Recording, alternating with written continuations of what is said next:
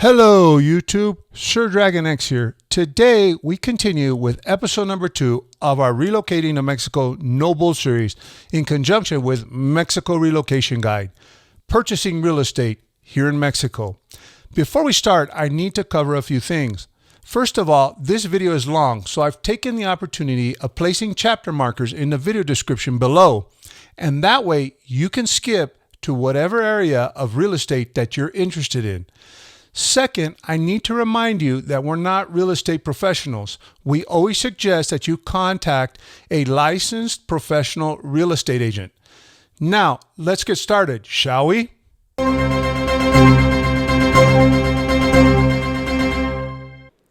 Welcome back to Retire Life in Mexico No Bull. This is Relocating to Mexico No Bull, episode number 2. We're going to answer common questions about purchasing real estate here in Mexico. I have here my partner in this show, Mexico Relocation Guide. I'd like to welcome Mariana from Mexico Relocation Guide. How are you doing, Mariana? I'm doing great. Thank you so much for having me back. And one thing before we start is I want to tell everybody that I have a very important announcement to make. Celebration. We have a celebration to do today on episode number 2. Mariana's YouTube channel is now at, I think last time I checked, 6,300 subscribers. She has actually surpassed my subscriber base, and I'd like to congratulate Mariana. I think she's doing some really great work, and she's worked very, very hard for this accomplishment. And I'd like to publicly congratulate you and tell you how proud I am that how successful you become in doing this relocation business. Thank you so much, Ernie. That means so much to me coming from you. And we're partners in this, so I'm very excited about that.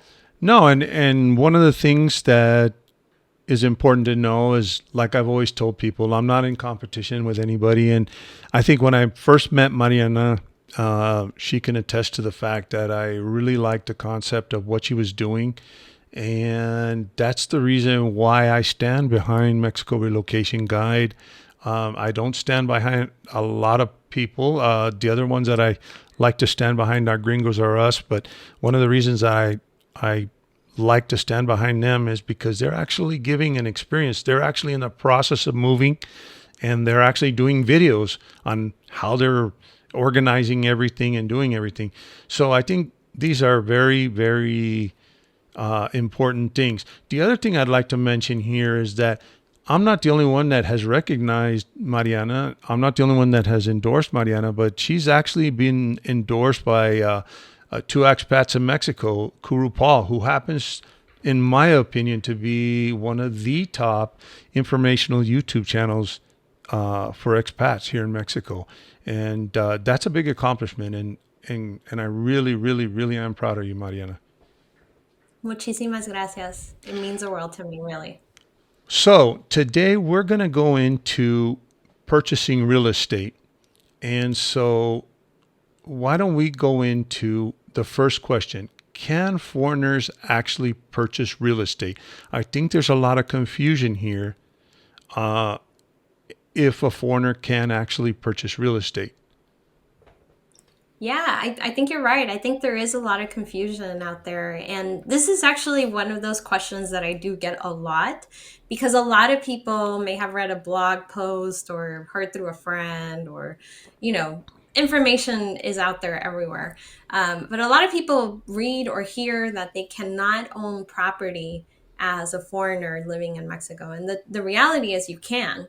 There are different processes that you have to go through versus if you were a Mexican national and had a Mexican passport and you were born here in Mexico and you hold the rights of a Mexican citizen. So there are different procedures that you have to go through as a foreigner. But to answer something really long short, yes, you as a foreigner can actually own property in Mexico. There are some benefits to owning property as a resident versus owning property just as a tourist. But even tourists can own property in Mexico. And I even believe to get your residency, you can actually use property that you own in Mexico as proof of financial solvency. Definitely. Yeah. For temporary residency, you can have a property as long as it's worth more than 6 million pesos or 6 million pesos and more, which is about $300,000. Then you can actually get temporary residency. And now there are some restrictions, even for residents in owning property here in Mexico. Can you explain those restrictions, Mariana? Yeah, so back in like the 80s, Mexican nationals were the only ones that were allowed to own property in Mexico. But there was an amendment done to the law, and now they have certain restricted areas that are allowed for only Mexican nationals. And that is 100 kilometers from any border or 50 kilometers from any ocean. However, that doesn't mean that you can't own property on the beach or that you can't own property near the border. You can as a foreigner, but you do have to go through a bank trust known as a fideicomiso. You pay an annual fee to manage this fideicomiso, and you actually own the property. It's the title is in your name, uh, but the bank actually manages this title. So how is this important? I mean, it's you because there's a lot of confusion out there thinking that like because there's these restrictions, I won't be able to own my property free and clear uh, in this area. And the reality is that's not true. But you do have to go through a different process. And even if the bank were to get uh, even if they were to file bankruptcy or if they were to not exist tomorrow, the property would still be yours. You would have to move it to another bank for them to manage it, but that bank cannot take it as an asset. And one of the important things to note too is you can actually, your immediate family can actually inherit that trust. This Uh, is correct. Yeah, that's another huge benefit of having a fideicomiso. A lot of people actually, even though they don't live in this restricted area, a lot of foreigners actually get a fideicomiso anyway because they use it as a will. Now, there are a couple of things to know about that. You can only inherit the property to your immediate family, so like a spouse or children. It can't be like a friend or a second cousin. In that case, you would need a Mexican will and then assign those as beneficiaries. and but you can assign them as beneficiaries of the trust. Am I correct? Or Correct. Yeah. In the trust, you can assign your immediate family. So, like your children, your spouse. And what that helps, or how that helps, is if you were to pass away and you wanted your spouse to have full rights to the deed, then your spouse would avoid probate in Mexico, which can take many years and it can cost a lot of thousands of dollars. So, it would help you avoid some pretty important steps in the process for your spouse to claim the legality of this home. perfect, perfect. Now, the other thing that I want to go over is that there's different kinds of way of purchasing real estate here in Mexico. Um, we have, you can of course go through a real estate agent, find a listed home, and the real estate agent will help you out in finding a place. And one of the things that I can mention is that Mexico Relocation Guide has a very, very extensive and good list of trusted realtors all over Mexico that actually can help you out in finding a home if you want to purchase a home that's already built. Then you have Preventa, which we're going to go over a little bit more in which we're talking about the scams. Yeah. We're going to talk about real estate scams. And then we also have actually building a home, which I'm actually building a home, another home in Monterrey, Mexico. Um, Now, there are advantages to every single one of them. And I can say that I've done the building part and Hmm. also the preventa part. Actually, my house was already built, but we actually got a preventa price on it, but it was already built. Um, and then, of course, the real estate agent. Now, in your experience, what have you noticed that most expats do? Because I've noticed that the building process, which we're going through right now, we had to buy the land. Then we had to go through this thing called the preventiva to make sure there was no liens on the land. And this is before even building the house. And then Yeah. we go and sign escrituras which we're going to explain what Escrituras are later on, but we had to sign the title to the land, and then we had to hire an architect. Luckily, it's the same architect as a subdivision where we're purchasing, and then you actually make another contract with the architect. So, what is in your experience? Do you find that most expats do? Do they actually, as far as purchasing real estate? We're going to go into something a little bit later in this show about renting versus purchasing. But let's stick with purchasing for right now. What have you seen as a trend is most common as far as purchasing real estate here in Mexico? I think it depends on where the person lives. So if the person is going to go live somewhere maybe more undeveloped, then preventas are very common, right? Because you get the most gang for your buck. Usually you're using the builder's credit for you to basically finance the project along with other people collectively. So there's different ways of going about it. You can give like a 50% deposit up front and then 50% upon completion, or maybe 40% upfront, 40% in payments as it gets built, and then the next 20% upon completion. But there's a bunch of different schemes, right? It depends on the builder, but essentially you're using the builder's credit, and they usually give you a pretty low rate, anywhere between 5 to 6%, which is low compared to getting financing through a Mexican bank, which can be 11, 15% interest. But a lot of people use that preventa in like Tulum, Huatulco, uh, a lot of areas that are still getting developed. And I think it's great if you can, because they usually give you a discount the more that you give as a deposit, the Well, builder does. I'll give it an example. My house, without going into how much I paid for it, but my house, when I actually signed the title to my house, I got a preventa price. But of course, they still had to finish it off. It was 90% done, 99% done. But what happens was that when I signed the title, with my discount, the day I signed the title, my property was worth a couple of 100,000 pesos more than what I actually Mhm. paid for it. So that's the advantage of preventa, is you're getting a Yeah, discount. And what I mean by 100,000, I'm not talking about dollars, I'm talking about pesos. And pesos. so, you're talking about a couple of, five to $10,000 more added onto the value of your home just by doing this preventa thing. Now, that brings me to hiring a real estate agent. And like I said, with building, it's a little bit more complicated. And now the advantage to building is that you get to choose whatever you want, and you design your own home kind of thing. Of course. But I think we should go a little bit into real estate. One of the big things here in San Miguel is real estate. A lot of real estate agents. Actually, we have some of the big names here: Keller Williams. Um, some of the international real estate Coldwell agents. Bank. Yeah, Caldwell Yeah. Banker, Century all of that stuff. 21. Ones. Yeah. So now, as far as a real estate agent, how does that work? Because most of us know in the United States, you hire a real estate agent, there's a commission, but usually the seller pays the commission, and it's a certain amount.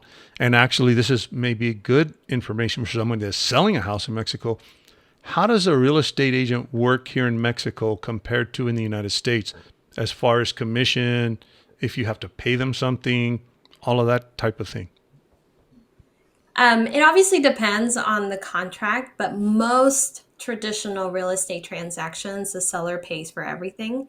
So the seller handles the closing costs, the seller handles most of the closings. You do normally as a buyer, have to give a deposito de garantía. So that's like, basically your down payment, Mm-hmm. right? And that's just like you telling the seller that you're serious about actually purchasing this house. And then you go through the pretty much the same process that you would north of the border, where you get your you put in an offer and they either accept it or they come back with a retro offer, and you either accept that or you negotiate. And that's usually when a real estate agent is really valuable, because they know, if you've never bought a house in Mexico, they know what would be acceptable and what would be really lowballing. So And those are we usually the processes. and we talked about this about hiring a facilitator for your immigration process. Would it be your advice to people that really don't know the process here in Mexico, just like we were talking about with immigration, is yes, you can do it yourself. Yes, you can go to a place, you could call the phone numbers, or go to a neighborhood where you see a phone number, something for sale, and you call them up.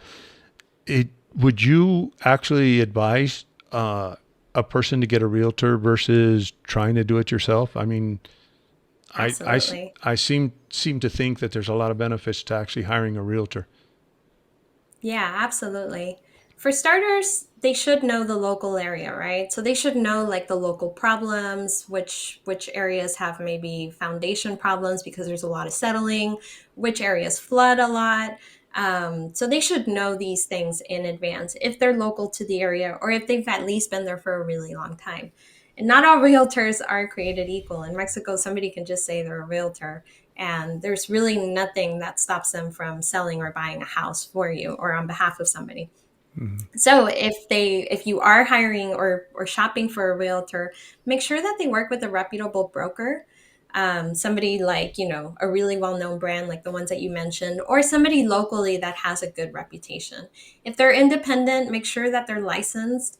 If they're not licensed because maybe they were a referral from a friend of yours or something, at least make sure that they're part of a good association that provides consistent training and consistent schooling, so that they know the newest laws and the newest things, and just to make sure that they're on your court, right, on your side, and that they're doing everything above board for you.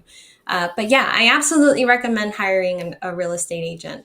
And obviously, depending on the real estate transaction, it can vary And the commission is actually usually paid out of the seller's profit too. commission. Now, one of the things that is the most common question I get is, I want to take out a mortgage because we're so used to, well, in the United States, I'm not sure about Canada and some other areas, but I know in the United States, I had a mortgage on my house. I mean, Yeah. everybody has. So, one of the things that is always asked is, uh, how do I get a mortgage in Mexico? One of my, there has been some misconception that, not misconception, but the interest rates here in Mexico are outrageous. Not only that, but you have to put 50% down, that type of thing. Now, I do know, and of course, I found this out from Mexico Relocation Guide, is that there are some financing options, or some banks have actually started some financing options. So, what are the finance? The one thing I usually tell people is, most people, like in San Miguel, we outright purchased our home. So, what are the actual financing options right now?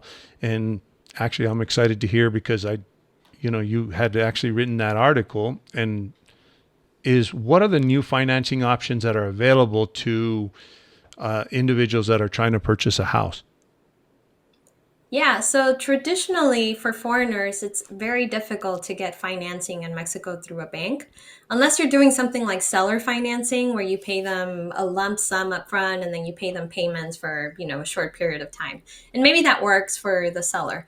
But most people are going to want that money right now.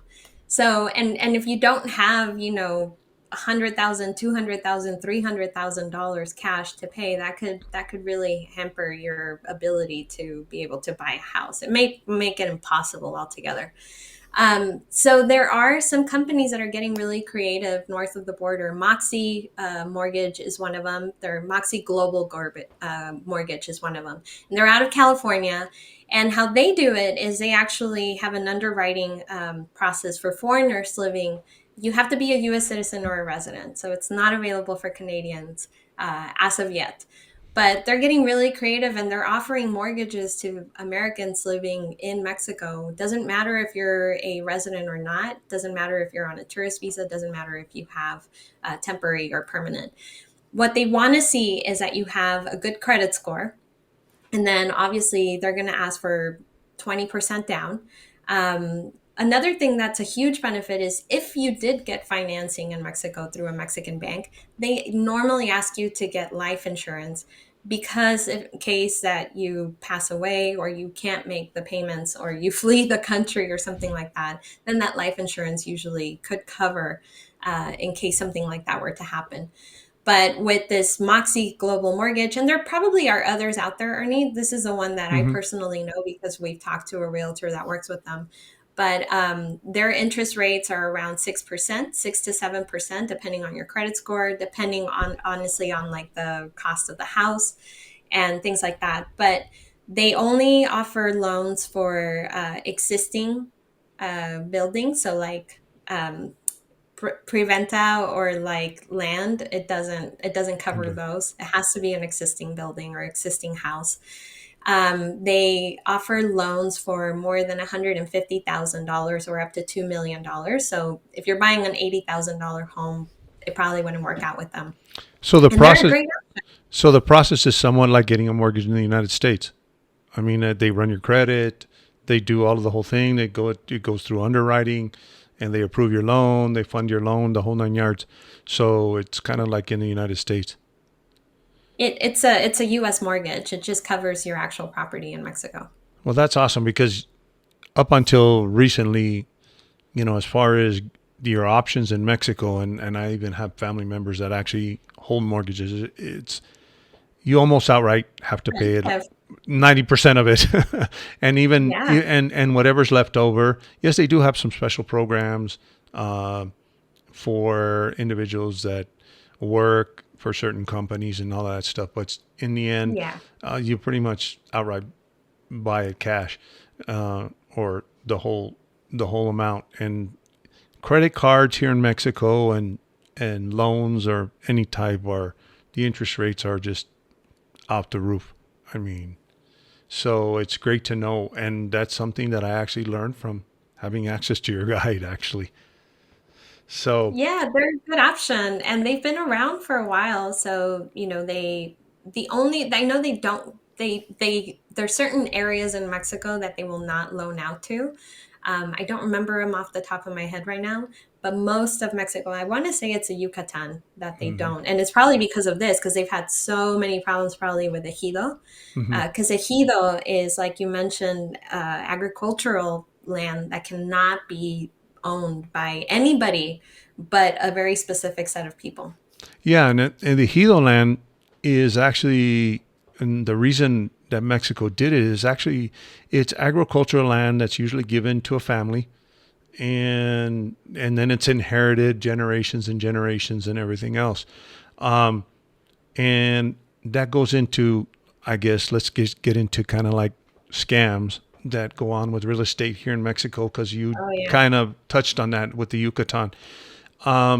One of the issues that we've seen, and I think it's most common in preventas, not necessarily when you're buying a house that's already built, but there's a lot of scams that are going on, where they tell people. I know in San Miguel there was one where they were doing a subdivision here, and they were doing preventas, and they had the land. But see, the thing with preventa is the house isn't built, and a lot of times even the subdivision isn't even urbanized. So you Yeah. don't you all you see is a picture, a beautiful picture of what it's going to look like. And we're going to, within a year, if you just give us $100,000, we're going to use that money uh, to urbanize this area, and then we're going to build your house and blah blah blah. Yeah. And I noticed, and actually several people gave hundreds of thousands of dollars to these people, and they just ended up taking off. They ended up getting arrested, actually. It was That's a good. construction company out of Monterrey, actually, that that they got arrested here in San Miguel. But that goes on a lot in what I understand in Merida and the Yucatan, and it goes on everywhere, because I was just mentioning it in San Miguel. But I've been seeing this happen a lot in the Yucatan area, because there's a lot of beachfront property, a lot of they call it hilaretero property, which is ejido, and Usually that ejido property, if it's going to be developed, it has to go through a process, kind of like in the United States, what we call zoning, where they actually changed the status of the property from ejido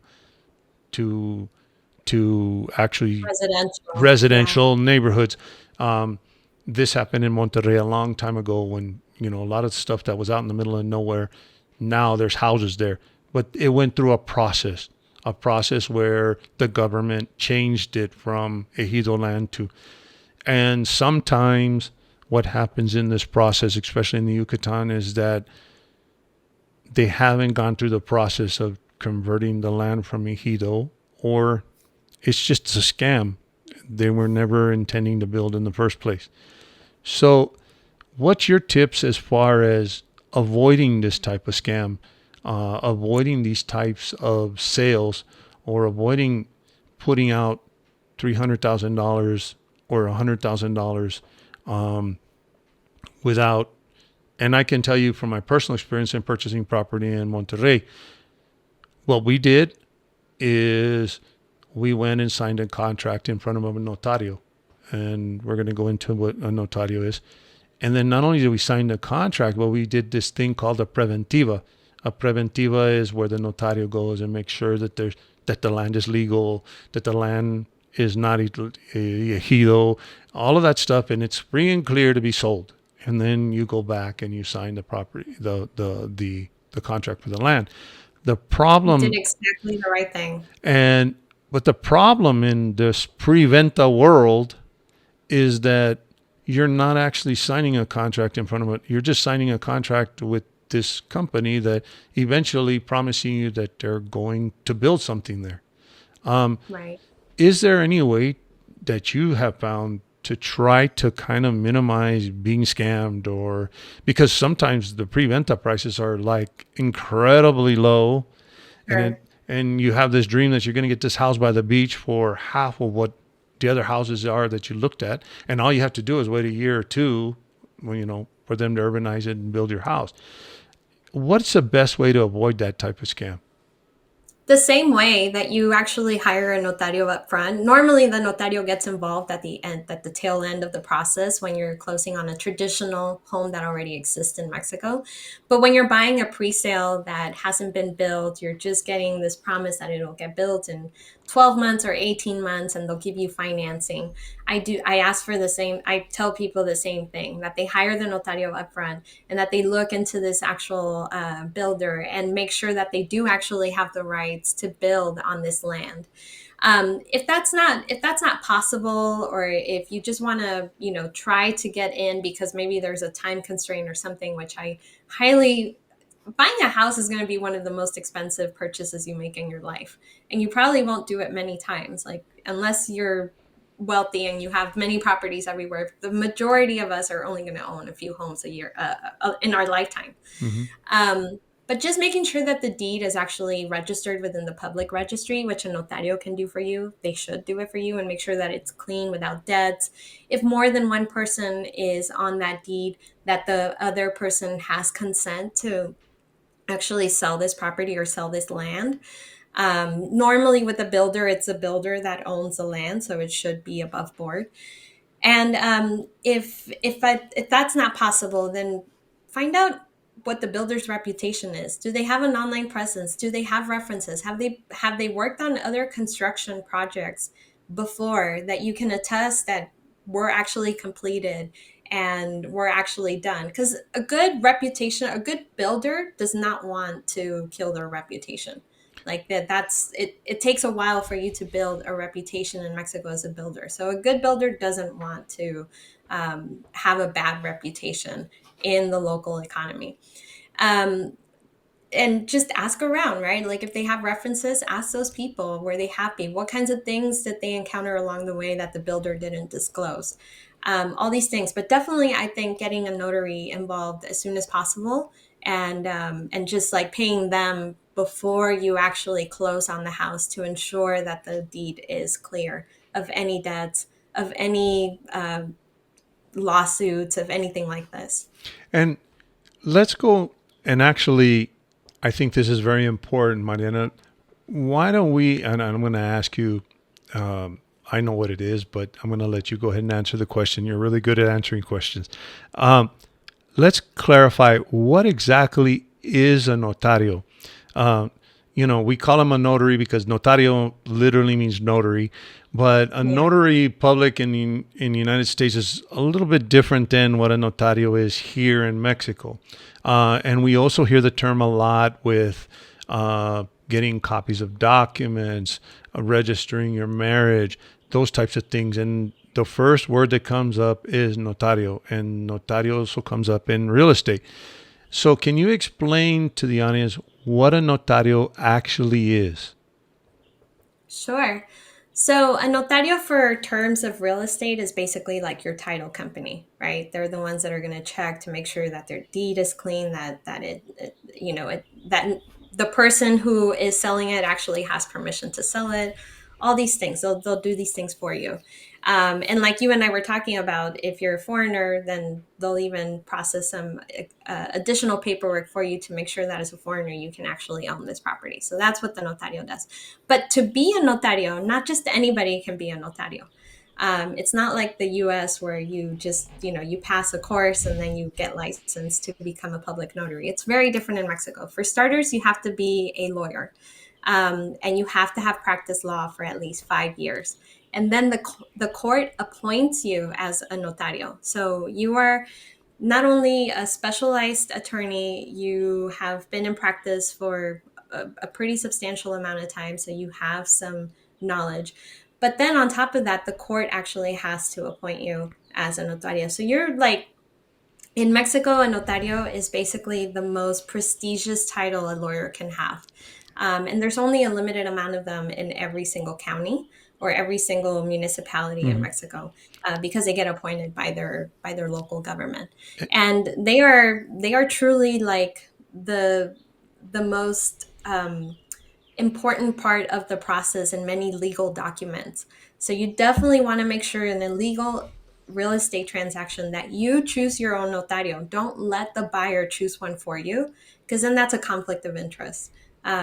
If you're working with a real estate agent, ask them who their notario is and why they're working with them, and if you can ask for references. Don't just take the realtor's word as gospel either. Even if I highly recommend that you work with a good reputable realtor, but even then, just still do your due diligence, ask questions. This is an expensive purchase.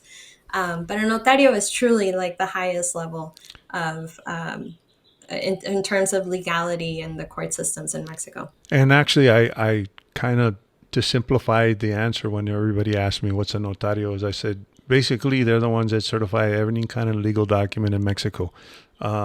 Even when you get married, you know how you register with the court? Usually you register with the court, your marriage with the court through a judge. This is almost like a judge, but not a judge. Yeah. Yeah, They do kind of. that. They do the legal, a lot of the legal paperwork that you would normally do through a judge in the United States. So it's at that level. They're at that kind of like a judge level. Now, usually most notario offices is one notario, but they have a whole army of attorneys that actually work for them. So you may be dealing with an actual attorney that's working under the notario. Hmm. And then basically they're the ones that actually register. And that brings me to my next question and issue is that closing on the property. When we went into a little bit about this, well, when you close on a property, of course, you go to a notario and then you sign. It's just like a title company. You go, you sign the paperwork, they sign the paperwork, and then the notario actually, it's not the notario that actually issues these, but the notario is responsible for getting you a thing called Escrituras. Can you explain a little bit about Escrituras and how important these Escrituras are? It's almost like these things you need to keep very secure and safe because it's like you're almost hold them with your life. Also, they don't issue the escrituras right then and there, just like they No, don't. wait. You have to wait.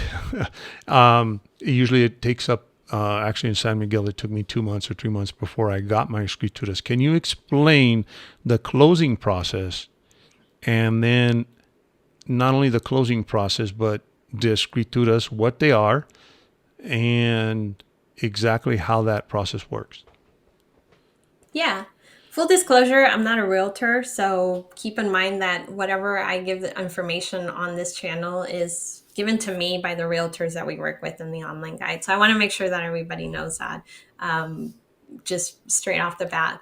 But usually the closing process is, the timeline is usually around, it can be 30, 60 days, depending on a lot of factors, like whether you're getting financing, whether you're going through seller financing, whether you're paying for it outright cash, you're doing a pre-sale, things like that, right? So the closing can vary depending on what type of property you're buying.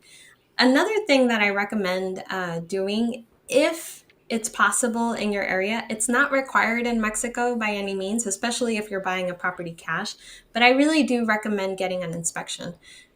More and more companies are offering the services to foreigners because more and more foreigners are buying homes in Mexico, and we're used to this process north of the border. But an inspection can be really helpful in you knowing, like, are there any problems with the cement? Are there any problems with the structure, like any structural damage? If you're near an area that gets a lot of earthquakes, like, is there any structural damage you should be aware of that needs to be repaired soon?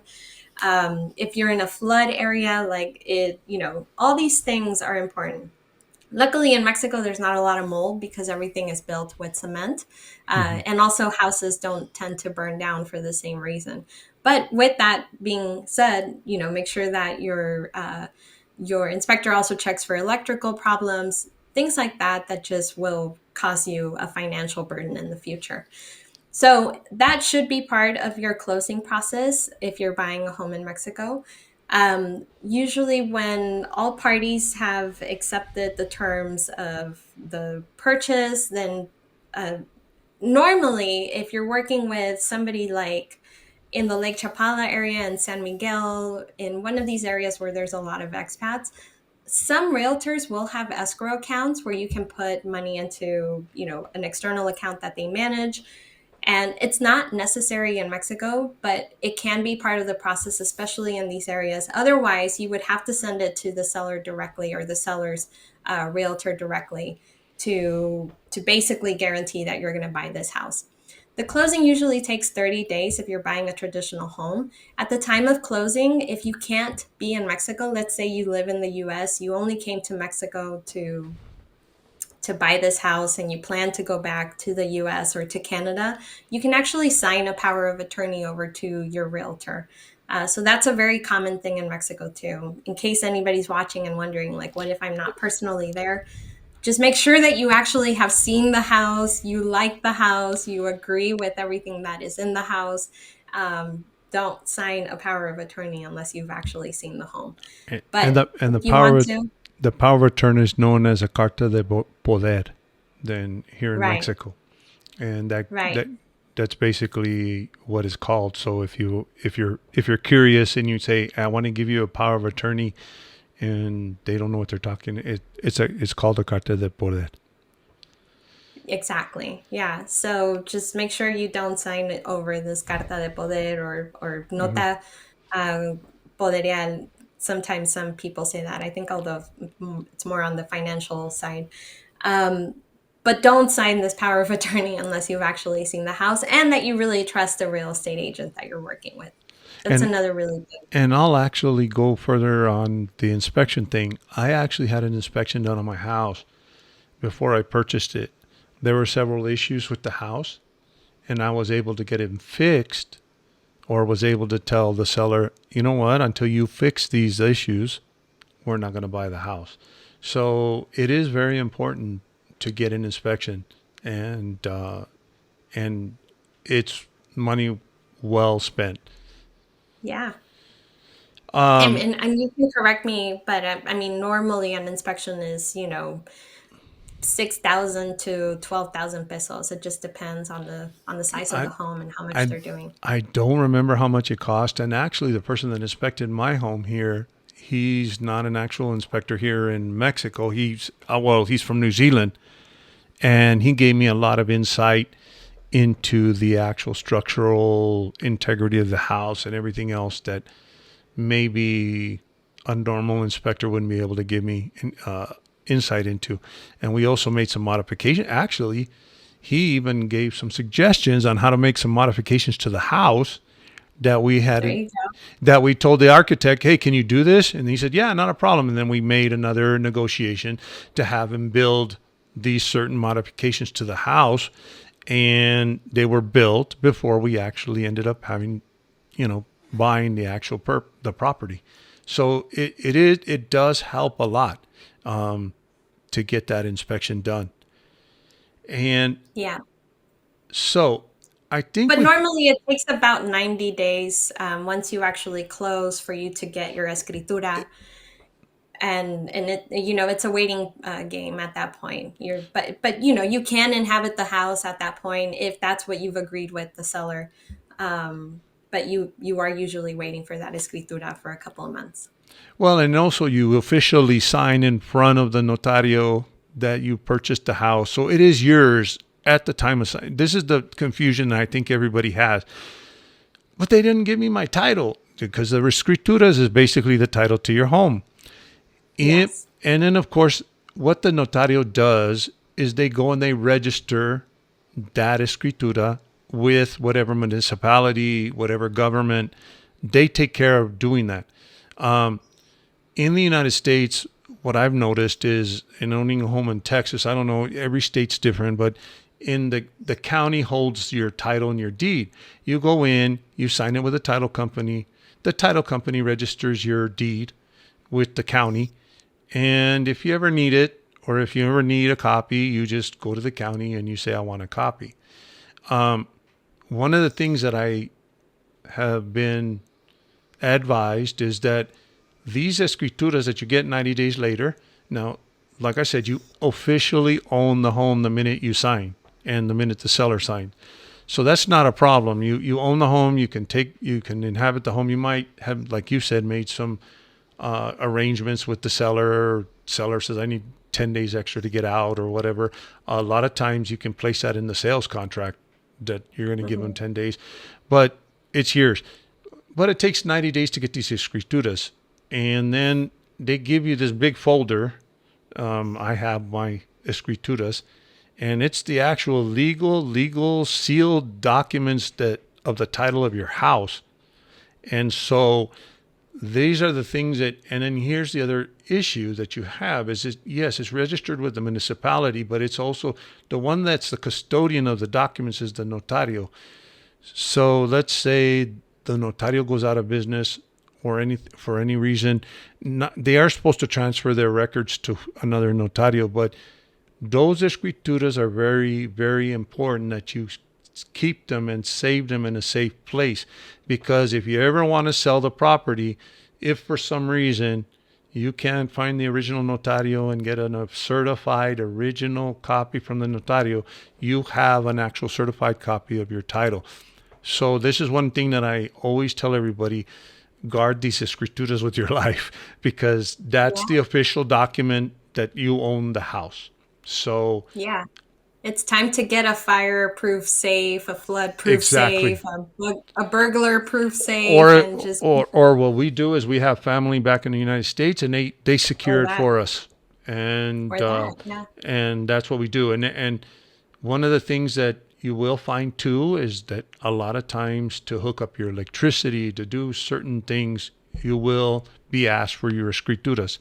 So Yes. those are very, and it's not a matter of just going down to the San Miguel's municipality and saying, give me a copy of them so that I can go hook up my electricity. Uh, Right. In the so perfect world, it would be, it but would no, be in a unfortunately, perfect world, it but doesn't work that way. so They can give you a copy. It just takes time. yeah, and And I if think so, you, things such as the electricity, because I know the first thing someone's going to say right now is, how am I going to hook up my electricity if I'm not going to get in 90 days? you Um, have you have a window, a grace you have period. a window, and then not only that, but sometimes CFA will accept, like you said, a copy of certain pages of the Escritura so that you can connect your electricity. But like I said, sometimes to do other business, you will need them. In my Yeah. case, I actually lived in a gated sub. I live in a gated subdivision, and the owners of the subdivision basically said, "Don't worry about hooking up the electricity until you get the escrituras, because the actual electricity provided here, even though it's provided by CFE, the actual subdivision has their own electrical system. Oh, I So see. when they're building, they hook into the actual electrical system of the subdivision, and then when you're ready, you tell CFE you're ready to hook up. They bring a meter out and they actually flip a switch. So in my case, the subdivision was saying, "Don't worry about it. We have you covered until you get your escrituras." And you actually, so You there's got different. the electricity from CFE, and then they just charged its residents. Yes, and so there's Yeah. different ways.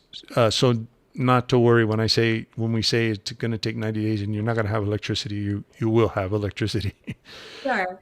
And there's But a grace period for these things. mhm. Normally, when you come up with the terms of the buying contract or the real estate contract, part of the money that you put into escrow is to pay for some of these things, like your predial, which is your property taxes, any utilities. And then there's usually a grace period that is written into the contract that you have until this time to then change or make a new account with the Commission of Electricity and put it into your name. And the other important thing that I think that we need to discuss here is that there is another option here. You don't have to buy real estate in Mexico. And I think a big trend too is renting.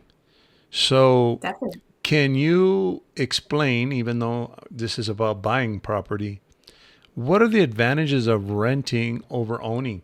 And or what are the advantages of owning over renting? For example, I'm not paying a monthly rent payment. Taxes only cost me $300 a year.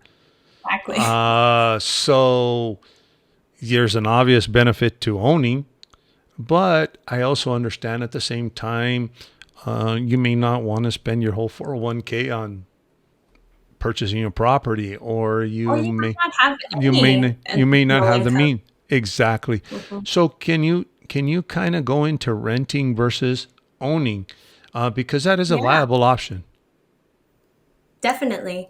Well, for starters, there's a lot of benefits. I always recommend our audience, and I know you do too, and I know a lot of people do too. Like, if possible, if you've never lived in Mexico before, you have no ties to Mexico, you've never had family there, you maybe visited once 20 years ago, 10 years ago, rent first, because you don't know if you're going to like it, right? And it's going to be so much easier to get out of a rental contract than it is going to be to sell a home in Mexico. The market in Mexico for selling homes isn't the same as it is north of the border, although it is getting hotter and hotter every day because people are having more access to financing. It's still not as easy to sell a house in Mexico as it is north of the border because financing is not a common thing. It's not given freely to almost anybody. Uh, like north of the border. And north of the border, even if you make, like $50,000 a year and you don't have a lot of history of employment, but you can come up with a 20% down payment or some of these things, like you can still own a home in the US. Whereas in Mexico, like you need years of employment. Sometimes you need somebody else, like, or some other collateral in Mexico for them to be able to lend you money. And then you need years of financial history. So it's hard to get financing. So that's one huge benefit of renting is you don't have to go through those hoops of trying to get financing. Second of all, it gives you the flexibility of being able to move a lot. If you don't like the neighborhood that you live in right away because maybe it's closer to Centro and you thought at the beginning that was going to be great, but you're a really light sleeper, and it turns out that Centro's really noisy at night, and you want to live further away from the Centro, and you have a car and you can still drive into town whenever you want. So that could be a huge reason, right? It gives you a chance to get your footing and get familiar with the town that you're living in without the commitment of actually owning that property. And Um, I always advise people, you know what, and especially if you don't know Mexico, you know what, you don't know if you're gonna like living in that town. I'll give Yeah. an example. Everybody, and actually, I'm a victim of this too. We think of living in a foreign country as living on the beach, hanging out with a margarita, especially Yeah. with Mexico and Cancun or in the Riviera Maya. And you know what? It's great. And then you go to visit Cancun and it's like, and you might be from Wisconsin or something. Yeah. And you go to Cancun and it's hot, humid. You've never experienced that climate. And it's great to go for a week, but wouldn't want to live there for the rest of my life. And you're totally correct that you tie yourself down to a house. Um, you can't quite say, you know what, I don't like it anymore. I'm out, and like you can when you're renting.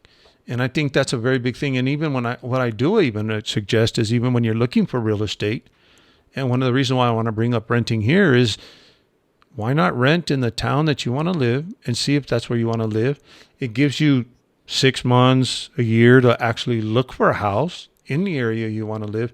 So I've always advised people. I mean, I didn't do it that way, but I know. uh, I advise people to learn from my But you're married mistakes. to a Mexican lady who knows the culture, and like you knew you were going to stay in Mexico. Yes, and but it's one of the things is that even though I knew Mexico and everything else, it's something that people even ask me, would you have done it? Would you have done it differently? I say yes.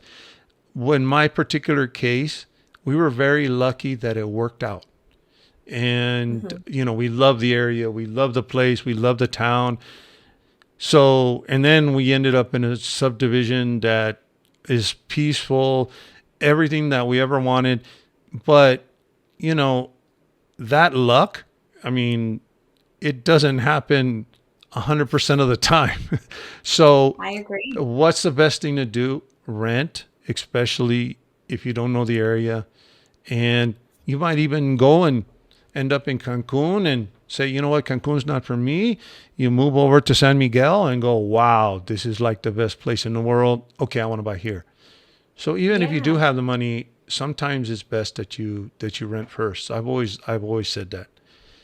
Yeah, I And agree. Even if you have the money, I agree with you.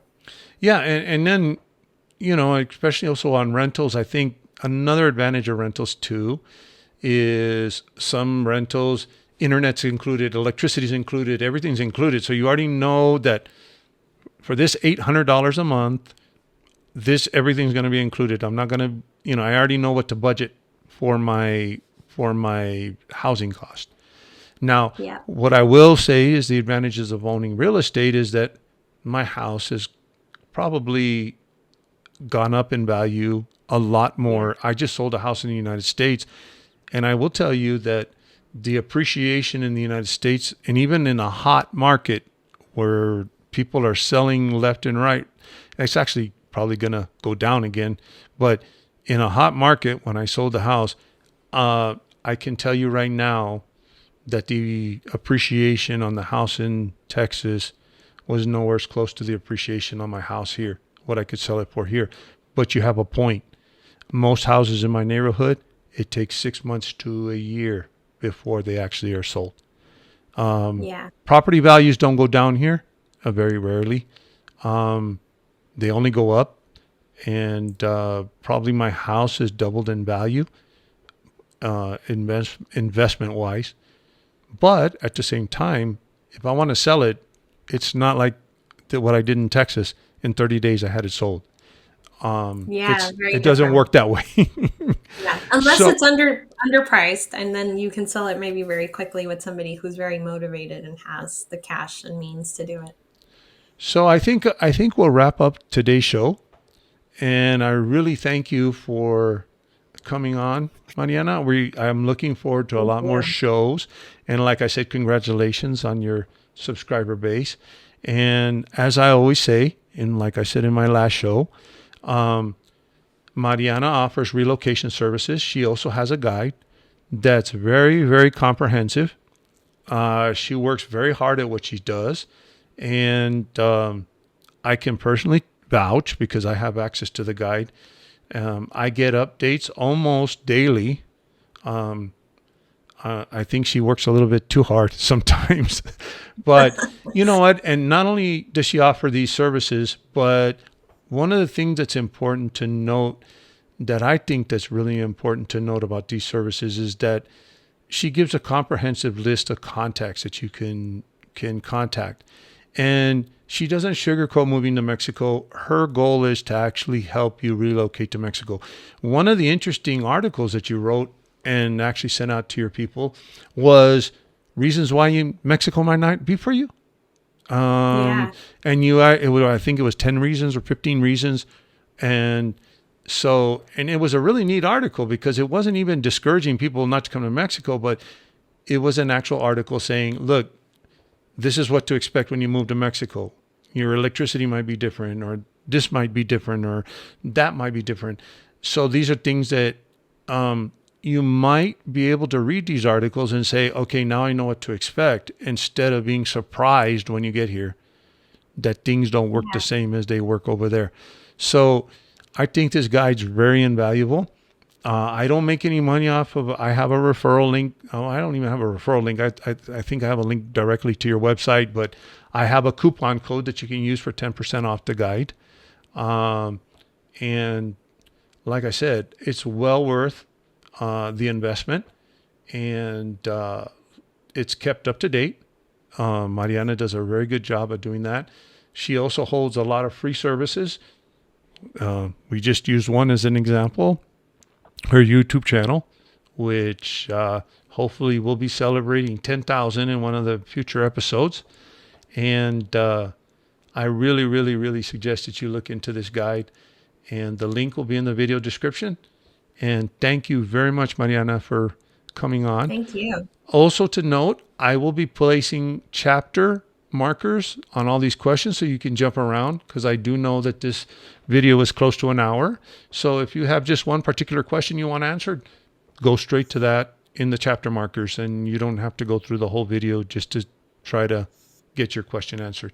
Also, if you have any other questions, feel free to leave comments. I know Mariana responds to a lot of the comments that we've done from the show, and I try to get back. I'm in a little bit of a transition right now, and so I'll try to get back to you with any kind of answers to any questions. So thank you, Mariana, for being for your time and being on the show, and hopefully we'll have our next show next month. I apologize that we didn't have one last month. I was on vacation. I took a vacation to celebrate our 1 year How dare you anniversary. take a vacation?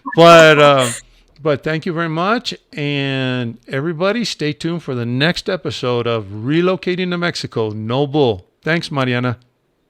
Thank you guys so much. Thank you.